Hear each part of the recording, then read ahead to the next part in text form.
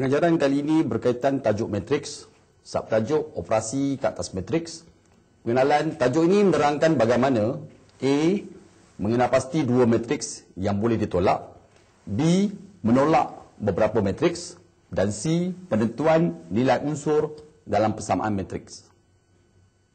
Penolakan dua matriks hanya dapat dilakukan jika kedua-dua matriks itu mempunyai peringkat yang sama. Di sini saya sediakan contoh satu. Tentukan sama ada setiap pasangan matrik berikut dapat ditolak atau tidak.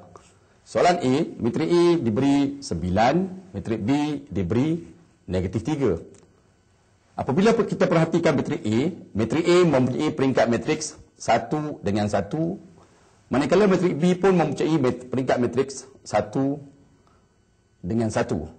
Jadi matrik A boleh ditolak dengan matriks B. Ini disebabkan peringkat matriks A sama dengan peringkat matriks B. Untuk soalan B pula, diberi matriks U 3, negatif 2, 5, 7, negatif 1, 9. Manakala matrik B diberi matriks 9, negatif 2, 8, negatif 6. Peringkat matriks bagi matrik U adalah 2 dengan 3, manakala peringkat matriks V adalah 2 dengan 2. Oleh kerana matrik U dan matrik V tidak mempunyai peringkat yang sama, oleh itu matrik U dan matrik V tidak boleh dilakukan proses penolakan. Jawapan tidak boleh. Contoh 2. Diberi matrik A matriks 7, negatif 5 dan matrik B negatif 3, 5. Cari nilai matrik A tolak matrik B. Matrik A tolak matrik B. Matrik A digantikan dengan matrik yang diberi 7, negatif 5. Manakala matrik B digantikan dengan matrik yang diberi negatif 3, 5. Operasi penolakan kita gunakan unsur yang sepadan dalam matrik A ditolakkan dengan unsur yang sepadan dalam matrik B, iaitu 7 tolak 3, tolak 5, tolak 5. Tolak dengan tolak tambah 7 tambah 3, tolak 5, tolak 5. Jawapan yang diperolehi 7 tambah 3, 10. Tolak 5, tolak 5, negatif 10. Contoh 3. Ungkapkan setiap yang berikut sebagai satu matrik tunggal. Soalan A, matrik 46 tolak matriks negatif 3, 3. Kita lakukan proses penolakan berdasarkan unsur sepadan atas dengan atas, unsur sepadan di bawah dengan yang di bawah. 4 tolak 3, 6 tolak 3.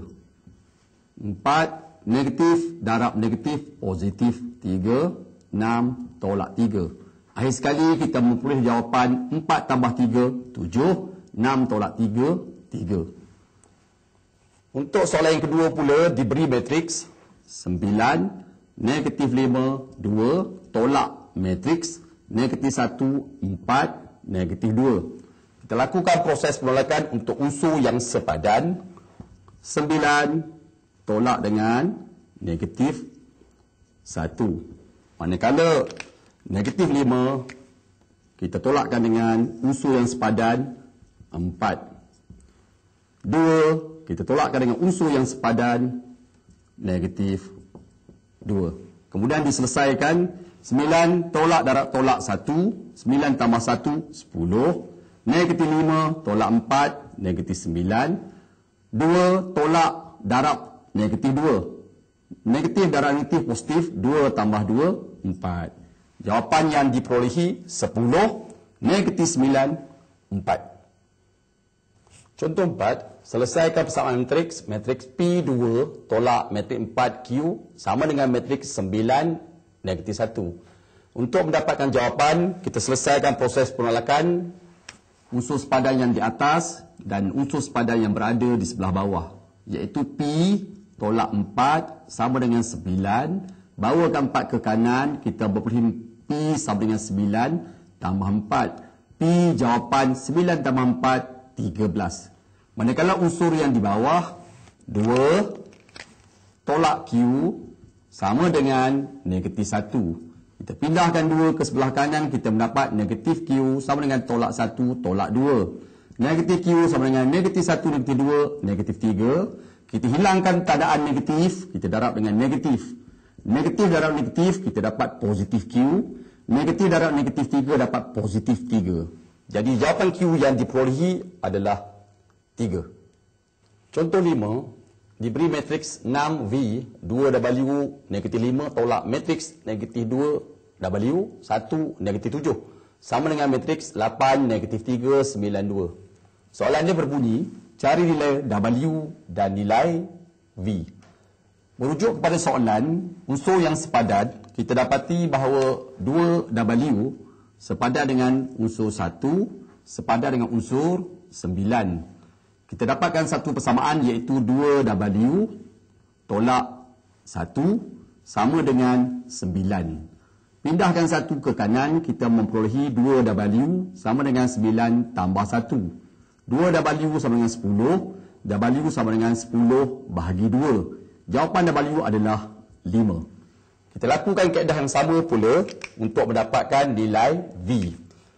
Unsur yang sepadan untuk V adalah W dan seterusnya negatif 3. Jadi kita bentukkan persamaan V tolak W sama dengan negatif 3. Kemudian nilai W yang diperolehi digantikan dengan nilai 5 sama dengan negatif 3. Pindahkan 5 ke kanan, kita mendapat negatif 3 tambah 5. Dan nilai V yang diperolehi adalah 2.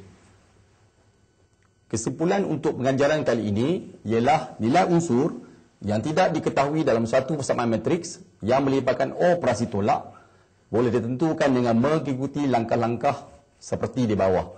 Langkah pertama, samakan unsur yang sepadan dalam 2 matrik yang sama itu.